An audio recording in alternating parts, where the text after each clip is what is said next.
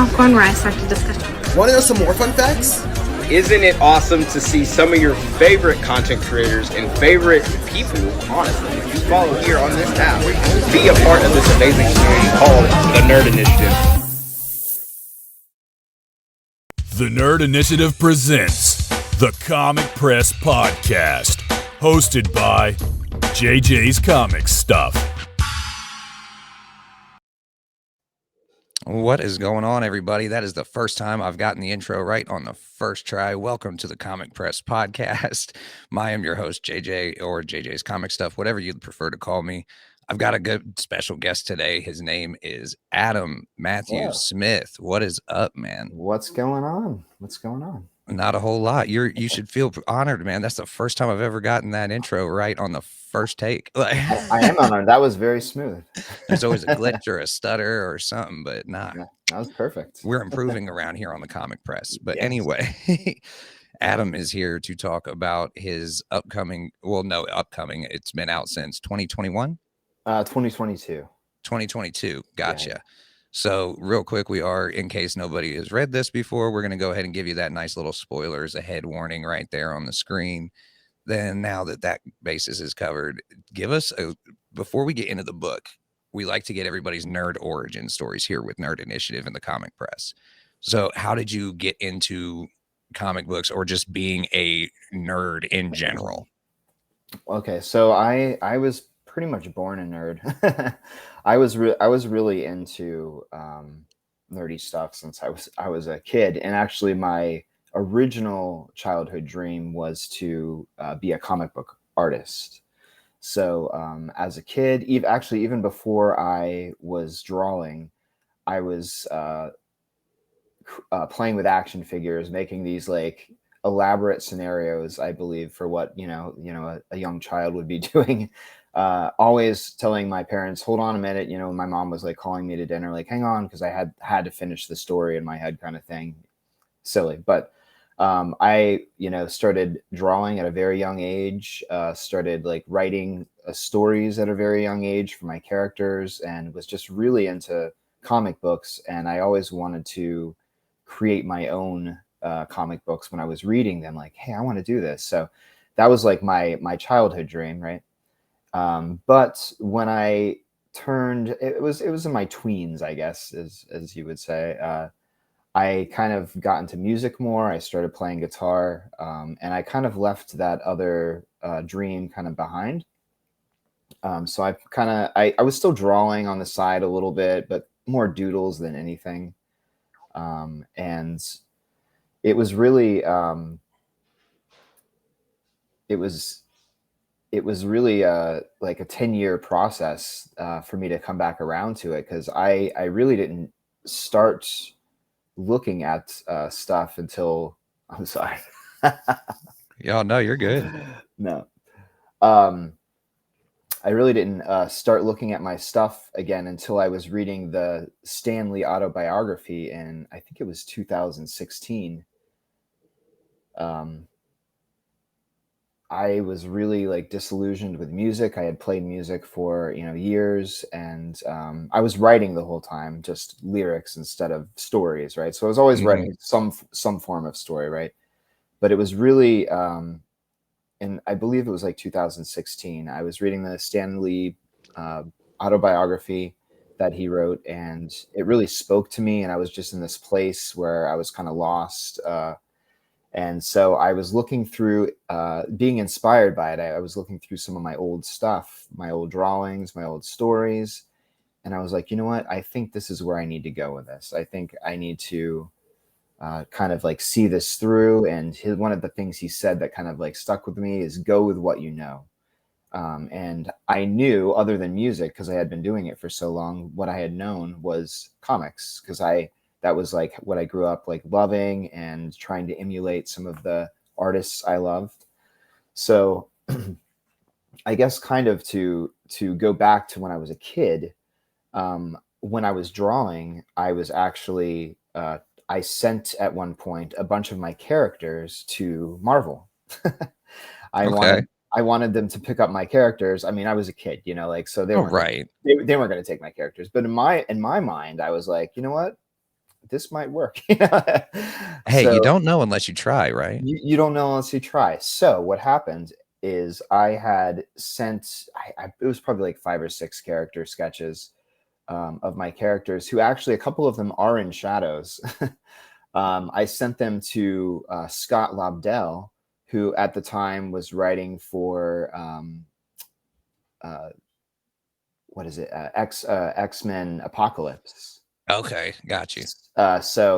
So he was writing for X-Men Apocalypse, and I was really into that at the time and that title. So I was like, he was one of the writers for that, and I was like, hey, can you use my characters? I wrote him this letter, and he wrote me back, which is crazy, like. Wow. So he wrote me back. I was probably, I want to say like 12, 13. Right. And he was very nice. And he said, hey, sorry, we can't use your characters, kind of thing, But he was like, hey, maybe we can work together in the future sometime. I kept the note that he gave me, or that he wrote me. And in 2020, during the pandemic, I had already started working on Shadows. It wasn't called Shadows at the time, but I guess we can get to that later. But I started working on this story, and I found him online, and I was like, hey, remember me? And I sent him the letter that sent him a copy of the letter he sent me, and I was like, this is what I'm doing. So actually what happened is, during the pandemic, I kind of got back into the scene because I was invited to collaborate on an Instagram page with Scott Lobdell and Frank Hanna, who had done comic work too. And they were kind of hosting this comic page and inviting all these artists to come in and work on it. So I did this little comic strip that was more like a newspaper comic strip, not like something, dark and elaborate like this, but it was like a silly little thing called Beyond Shadows.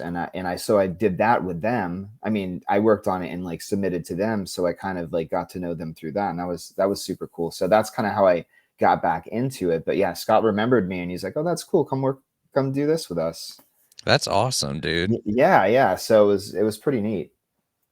Well, go ahead and let's get into this book, man. Shadows. Yeah. This was an interesting one for sure. Like it hit on a lot of real world things that people are scared of happening right now. Yeah. So go into the original, because I know this is something from your childhood that you had thought up. Yeah, so I mean, all these characters, what Shadows is kind of a hodgepodge of different stories I created when I was a kid. So, like I said, the original story was not Shadows as it is, as the published book is. It was actually the origin story of one of the characters, Alexander. And what was happening at the time is I was really wanting to go more into Alexander's origin story and kind of lead up to the events of what Shadows is. But I was at the same time I was watching or rewatching the original Star Wars trilogy, the original, the 4, 5, 6, right? Yeah, 4, 5, 6. Yeah, I always get confused on the number. And the thing I really liked about that was, even though this is nothing like Star Wars for anyone who's watching. Yeah, but no, not at all. It's not, but it is in the way that it throws you right into the story without really telling you what's going on. You kind of have to figure it out, and you're right in the middle of the action, and it's like starting right away. So that's what I liked when, I was like watching the Star Wars movies, and I was like, you know what, I do like how they're doing that and how they're kind of introducing the characters that way, instead of, because the origin story is good, but a lot of times can be, if not done right, a little played out feeling. So I was like, let me just like throw you straight in the middle of this, and it'll just be this. It still is an origin story of sorts, but it doesn't necessarily feel like one. Right, but it does give you all the information that you need to understand what's going on. So it's not like you're left completely confused running into it. Like after the first couple of pages, you've pretty much got a good idea of what is going on. Yeah. I tried to kind of, just kind of like catch up any audience to, yeah. So filling in. go into some of these character designs, man. Like, cause I'll as you talk about these guys, I'll go ahead and pull up the slides I've got made. Okay, sure. So so I guess we could go left to right. So Kitsune, she's the kind of the leader, or she is the leader of the group. And she started more as, all of these characters had different names in the beginning. So her original name was Black Haze. And I guess at the time she was more like a Black Widow type character, like back. And I don't know if you can see the date on that, but that's 96. yeah, 96. So that's was my original sketch of her. So I think it was a mix. The name was a mix of, I really liked Jimi Hendrix and I was listening to Purple Haze a lot, Okay. and then Black Widow kind of thing. So I don't know. It was like I wasn't being very creative, but you know, she was more the Black Widow character back in the day, but now she's kind of become more of a Batman type character, to where she's like, her humor is more in her lack of humor, and Definitely. she's kind of just like a hard ass, and she's definitely the one leading the missions and kind of seeking out the crime kind of thing, like Batman would. So she's kind of, I feel like all of these characters are kind of mixes of characters you already know. They're just kind of like versions, like different versions kind of mixed together. But I mean, again, it is kind of, I created these when I was a kid. So what Shadows really is something I kind of like, something I promised myself I would do, and I followed through with it. So this, and you know, obviously I rewrote stuff as an adult, because as you know, 10, 11, 12-year-old, like, I'm not going to be writing super dense content. so, I had to fill in some holes, you know. I had to fill in no some matter holes. how smart you think you are at 12 years old, you're never as smart as you think you are. Right. But I was surprised though. I went back, and you're right. Yeah. But I was surprised. I went back and looked at some of that stuff, and I'm like, huh, that was pretty creative of me. I don't know if I'd even come up with that today, you know? Right. But you know, as we get older, we kind of, I feel like our creativity kind of like stops or kind of stunts, you know. So, you know, I feel like this is me revisiting this, is trying to keep my creativity alive and push out, you know. So going forward, there is a follow-up to this, and we'll talk more about Shadows, of course, but this isn't over. This is just kind of like the first chapter in this, saga. So next up, we've got Golitos, or is that pronounced correctly? Golitos. Golitos. Okay. So he was originally called Assault. So this was his name now is, and this is something that we'll get into in the comic series that follows this up, but his name was actually given to him by bullies as a kid, when they were making fun of him for being an ogre.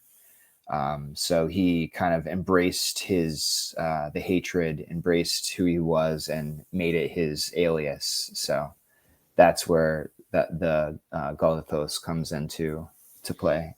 I was saying, he is no joke. He's a powerhouse, man. Yeah, he is. He's a madman, but he's also actually one of the smartest characters. So I was just about to say that he's got like a higher IQ than everybody else on the team, really. Yeah, and he's the cybernetics engineer. So he's definitely the guy who's like behind all the, you know, all the technology. He's kind of their Iron Man and their Hulk, you know. Right, 100%. At the same time, you know. So he's an important character for sure. Even though in this story he plays kind of a backseat character, but he's very important. Like, he's very important to the team, and very important to Kitsune. He kind of keeps her stable. I'll say that he's basically like her bodyguard without being her bodyguard type thing. Yeah, he's kind of more like her, like almost like the yang to her yin. Like he needs, he like calms, because he's powerful, but he's calm too. So he doesn't necessarily need to fight. He just sometimes feels like he has to. Right. So he's kind of a gentle giant for sure. And then one of my personal favorite characters from the book, Fume. Oh, I'm so glad. Fume is great. I love Fume so much. He's one of my favorites. he was one of my favorites all along, and I wanted to work him in. He actually originally was not part of the team when I was writing this, but I was like, I really want to add this character, and I love him so much. So yeah, his original name was Vapor back in the 90s.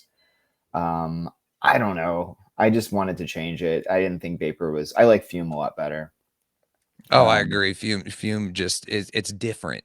It's cool. It's a cool name, and honestly, Vapor is what he does. He vaporizes, but Fume is the reason he does it. When he fumes, when he gets angry, he can kind of combust. So it kind of Fume kind of more, like, I guess, better describes his ability and his character.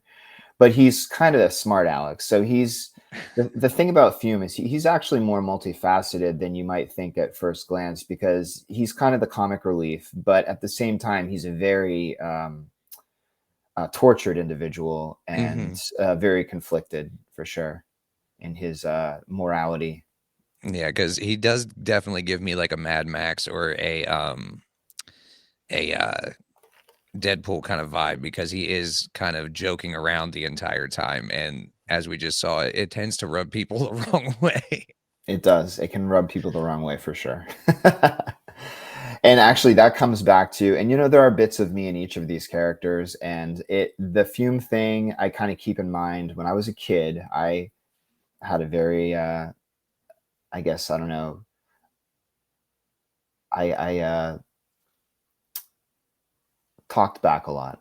Let's say that. Let's say that. I was trying to filter what I was gonna, but yeah, I was very witty, so I'd use that to my advantage, sometimes to my disadvantage. And my mom would always say, your mouth's really gonna get you in trouble someday.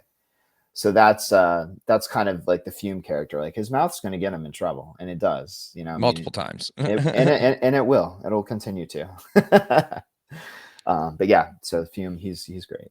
Next up, we've got the Forest King. This dude is pretty cool. I like the Forest King a lot. Yeah, so it's hard for me to, and I know that I'm biased because I created these guys, but it's hard for me to pick a favorite character, but he might be my favorite character. The Forest King is somebody who was born in the Viking era, and he's over 1,000 years old. He's actually technically not a hyper sapien like the rest of them. He's being held alive by hyper sapien magic. Okay. But he's not. He's actually just a human, but he's being held to get alive by this kind of unbreakable spell. If the spell breaks, he'll just evaporate to dust immediately. But he is like one of the strongest characters, because he's had over 1,000 years to hone his his kind of earth powers and his control of all the elements. So I mean, he can kind of, almost like Iceman can ride on ice. He can kind of ride the ground and like make, do. You see a couple examples of that where he's like literally like using the earth as like kind of a surfboard type deal. Yeah. So he really, any sort of earth element he's got control of. But he, like Golitos, is not really a fighter as much as he's more of a philosopher. And because he's so old, he definitely has more of like the overall good of the earth's concern in mind over humanity's concern. So he's not necessarily, these are all anti-heroes, but for different reasons. And he's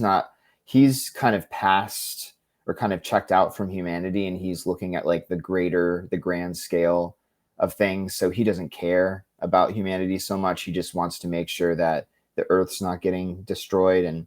But he ends up being more of the philosopher of the group. And I'm actually very excited about the Forest King, the future of that, or the past, I should say, because I am also working on a graphic novel called The Forest King about his whole existence from Viking era up to Shadow. So I love that kind of stuff, man. I love backstories and lore and stuff. So yeah, so that's going to take a little while, because I'm definitely like trying to be very as historically correct as possible, because I'm trying to integrate some of my lore with him into real events and stuff, like, so he'll be a part of some real stuff going on, and give him some place markers throughout history.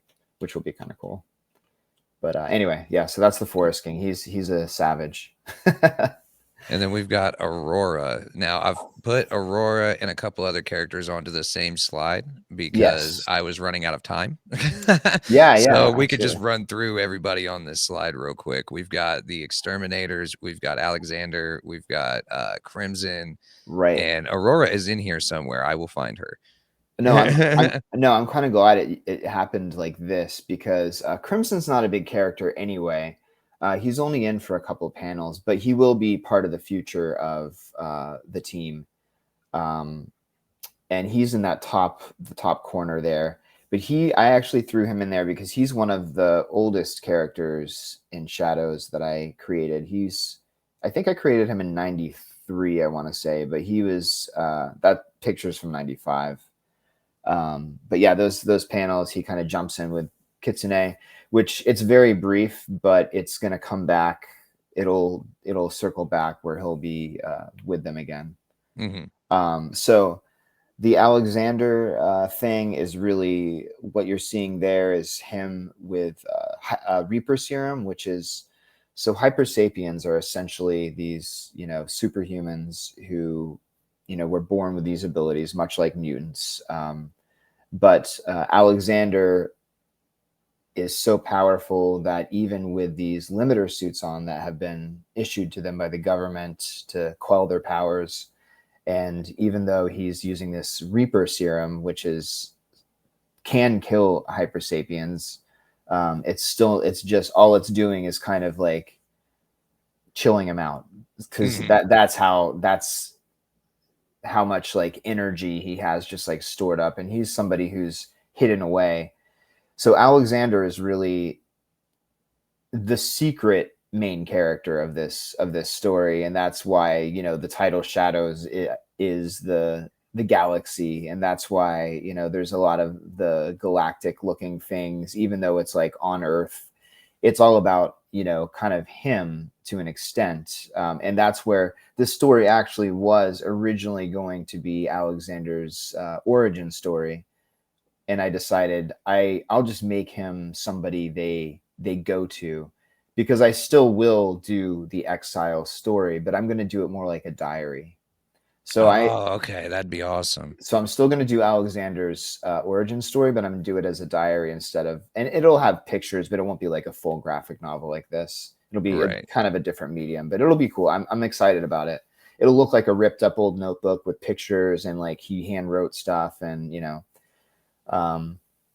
so I'm really excited about that because it'll kind of go through his journey of like trying to exist as going through his transition into being a hyper sapien kind of thing, and learning his abilities and trying to deal with them, because he's somebody who really can't hide. He really can't, like, he's just too much. He's other people can kind of like live normally, but he's just got too much going on. So yeah, he's basically the main character of this. And Aurora, I don't really want to say too much about. She's just kind of a character who she's kind of a supporting character, and one might actually look at this as Aurora being fridged, if you will, in this, but she absolutely is not. It is just a placeholder, and Aurora is going to be a savage coming back. So that's because I mean, if anybody wants to wonder about the importance of Aurora overall, I mean, she causes Alexander to do this. So if which this art right here, when you've got all the galaxy stuff going on, I love this kind of stuff. Thank you. Yeah, that was really cool, and that's JC Grande's art, and he was a fantastic artist, and I know I pushed him a couple times to, like, I was like, man, can you do this? And he's like, all right. But like, it ended up being worth it. It ended up being 100%. His art was very, very good for it. He did the artwork for the pages, but I do want to mention that Nachisimo is what he goes by, but Nacho Rodriguez is the guy who did the cover art, and it's fantastic. It's just really beautiful. Oh yeah, these covers are awesome, man. Just beautiful. Well, JC did the one on the left there. So on the left, that's actually going to be the team. So you see Crimson back there in the bottom right. Mm-hmm. And then there's someone else who you didn't really see, or actually two people you didn't really see except for a panel or two. Also is Rax is up there with the blonde hair, and then beside him is Siren. And so that's going to be the team Hyperforce. So that's going to be the comic. That's what I'm working on right now. Going forward is them as a team kind of and that's kind of the ends, and that is JJ did give everyone spoiler alerts, so that is the end where they kind of form Hyperforce because they're hyper sapiens and they're like, we're gonna stop this shit, so and explain what that is that they're trying to stop, because that's basically the overall plot of this entire thing. It is so what happens is that it starts with what's essentially the death of a Superman type character, where it's this person, he's a hyper sapien who's working with the government for justice. And then there's parts of the government that are just not okay with hyper sapiens being involved. The main person, the biggest advocate for hyper sapiens to be removed is Denton Snyder, who is the vice president at the time. So Denton Snyder goes as far with his hate as to become some sort of monstrous prototype for this super race himself.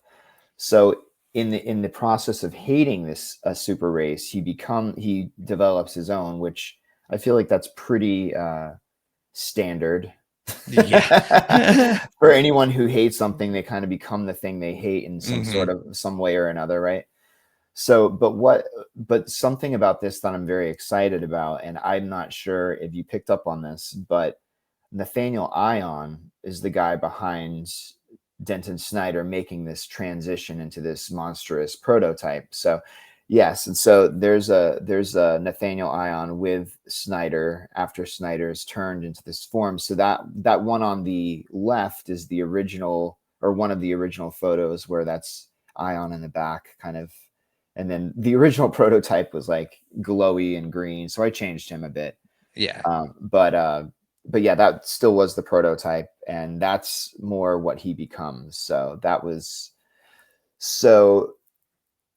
I don't want to give that away. Okay, so yeah, so this is the one on the left is technically, you can put that up, but that's not it's not technically the prototype. That's another version later on. Gotcha. So yes, so Denton Snyder is the vice president who's like, all right, I'm going to take matters in his own hands. He undermines the president. He like blackmails people, and then he's like, I'm going to take down the super race. He has a whole following of people who just are hate mongers, and they don't care. It's a different kind of race, so they're like, we're not into it kind of thing, and we all know that one. So we know where that's gone before. Yep. So it's all, there's definitely a lot of basis in reality as sci-fi and fantasy as it can be, but of course. But yeah, so the plot really is for them to just destroy Snyder and his regime kind of thing. So they do that to an extent, but Nathaniel Ion does get away. And I did notice that at the end. I was like, they didn't get him. They didn't get him, and he's actually the one behind it, because Snyder was just the prototype. He wasn't the scientist. He was just the guy that's like, I want to do this. I want to get rid of him. So he was just the dude with hate, with the money, with the power that's like, let me do this. And Nathaniel Ion was even like, I don't know if we should go this far. And he's like, give me more. And it even says into that. Like, yeah, actually, in that panel right there, actually says maximum velocity. And he said at maximum level of risk. I mean, he's like, Nathaniel Ion's like, all right, man, I told you, like, you shouldn't go this far, because he's still tweaking it and stuff. And Snyder's just on this, like, got the horse blinders, like, kill them, Yeah. So 100%. and he's doing like public executions, like live stream executions of their race, and it's just not good. So Kitsune, puts this kind of group of anti-heroes together, and just they're there to slay. They're there to kill Snyder. And as I said earlier, it gets rather explosive later on. So It does. It does. As one of my friends would say, that's the Vegeta moment, you know? Oh, 100%. Yes. Every good story like this needs a good Vegeta moment, I think. Yeah. So there was one, but there will be more where that came from for sure. Although, you know, it leaves it wide open. I definitely don't want to give away the last few pages, because there is a little like thing at the end, but it does leave it open for what's next. And what's next is called Hyperforce. I can say that much. So I am working on the Hyperforce series. And I'm excited about that. So I'm working on issue 1 right now, which I'm going to try, you know, before it's completely finished, to start pitching around to labels to see, you know, if I can get any sort of traction with that. So I was gonna say, are you thinking about putting it on Kickstarter? I'm actually going to self-fund the first issue, just to, I don't want to bother anyone yet. See I could dig it. I could dig it. Yeah, I want to self-fund the first issue, see how it goes, you know, push it. If they pick it up, then absolutely Kickstarter would be a great option, you know. Awesome, man. So I know everybody, if you guys want to follow Adam, you can go to his website. He's got links to all his social media there. You can pick up his books, you can pick up his artwork, all kinds of stuff in there.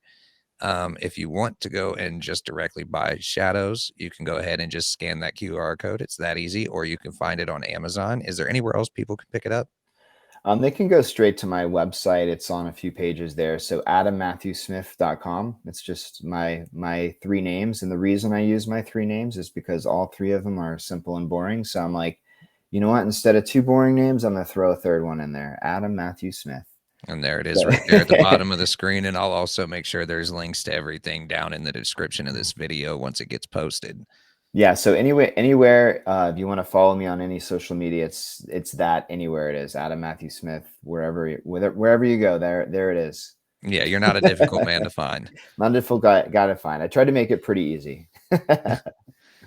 And if you feel like it and you want to go ahead and follow me, I am at JJ's Comic Stuff everywhere you can find me.